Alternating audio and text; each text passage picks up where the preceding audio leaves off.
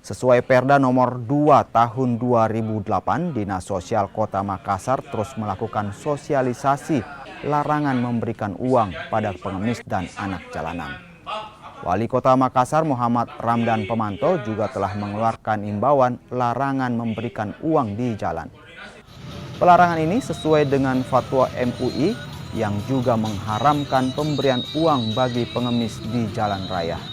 Dinas Sosial menegaskan sanksi berupa denda, uang tunai, dan kurungan penjara akan dikenakan pada orang yang memberikan uang pada pengemis dan anak jalanan, yakni kurungan 3 bulan penjara dan denda 1,5 juta rupiah.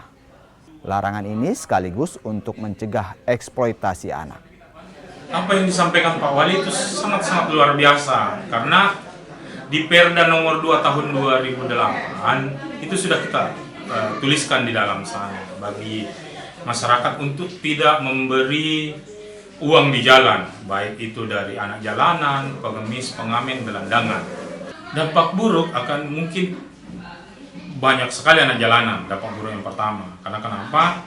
Kalau keseringan memberi jalan, artinya mereka sangat disuguhi uang-uang yang instan. Kalau di pinggir-pinggir jalan kan untuk mendapatkan uang itu kan sangat cepat, berarti instan.